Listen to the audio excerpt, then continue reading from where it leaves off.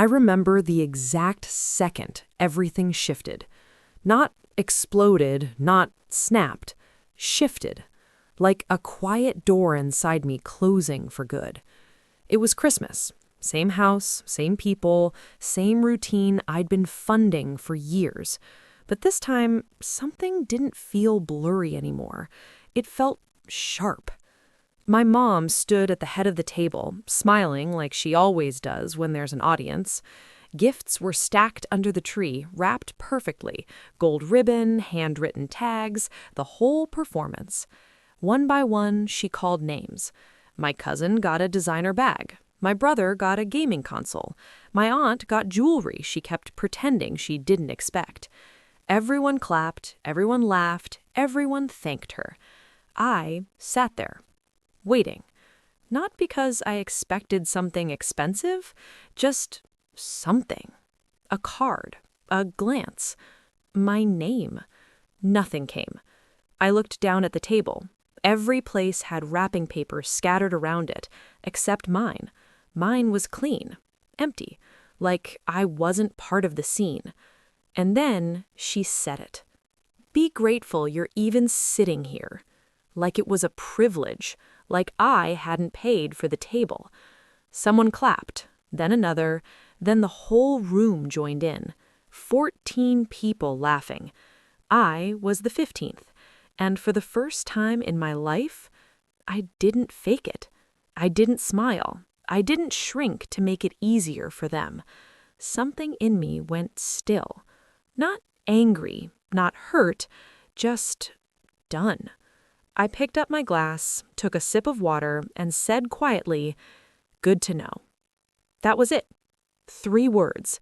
No one even noticed. But those 3 words, they changed everything. Because what they didn't know was this: every bill in that house, mine. Every grocery run, mine. Every holiday they were celebrating, funded by me. And I had just decided I was done paying for people who pretended I didn't exist. Let me take you back a little.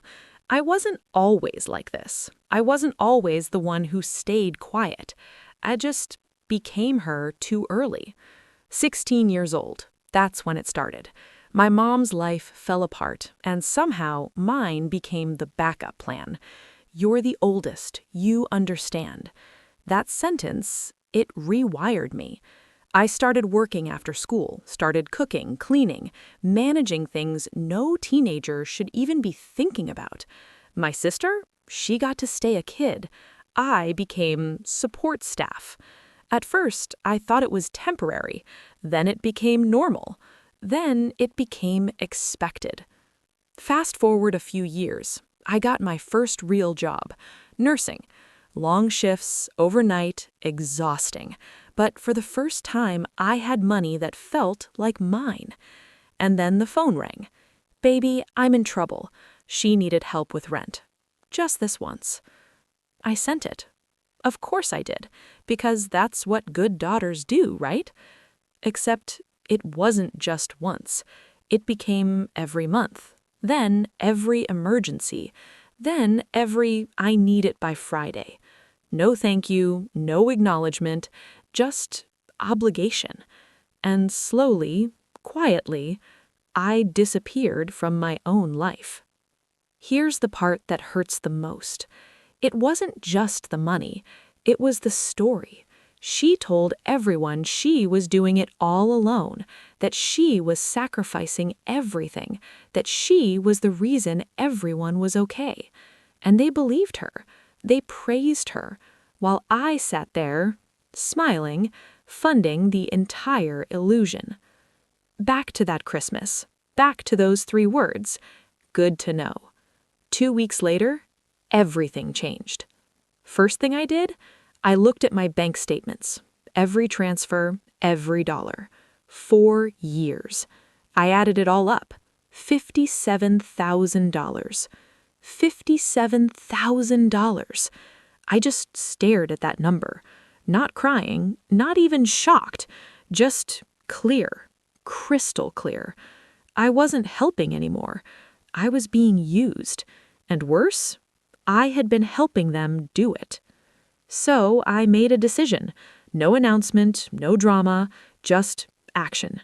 January 1st, no transfer, just silence. January 2nd, I emailed my sister the bank statements, not to hurt her, but because she deserved to know the truth she'd been living inside. January 3rd, my mom called. Sweet voice first.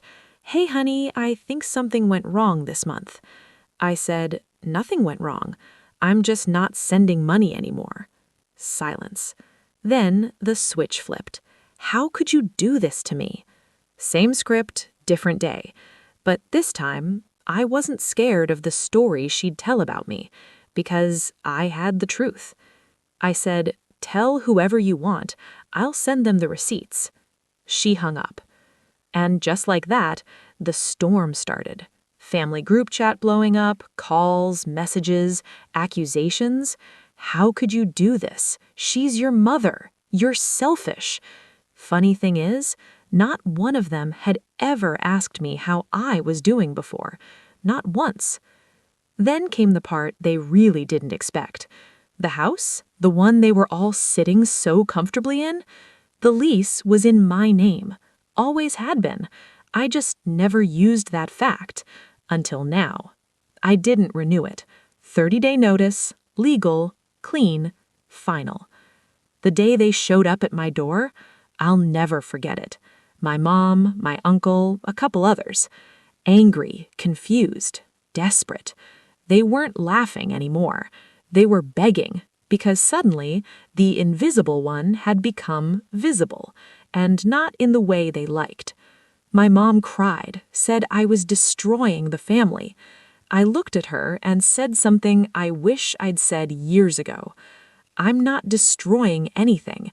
I'm just done paying for a place where I don't belong."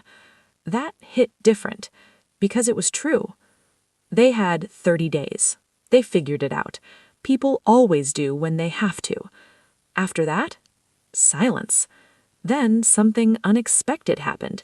My sister called, crying. Not fake crying, real. She said, "I didn't know." I told her, "I know." That was the difference. She didn't know. The others, they just didn't care to know. Now, life is quiet. My apartment is small, simple, peaceful.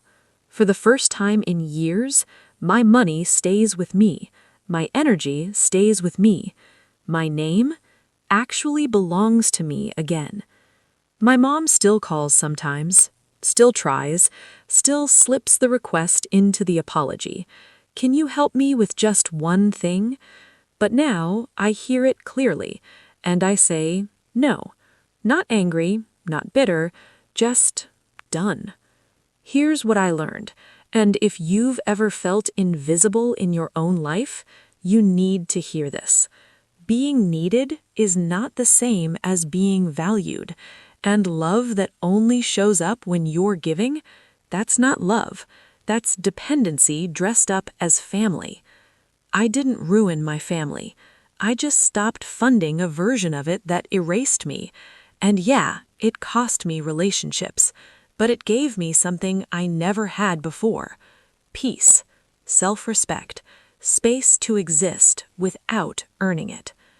If you're the one holding everything together, ask yourself this. If you stopped, would they notice you or just the things you do? Because the day you find out the answer, that's the day everything changes, just like it did for me. And trust me, once you see it, you can't unsee it.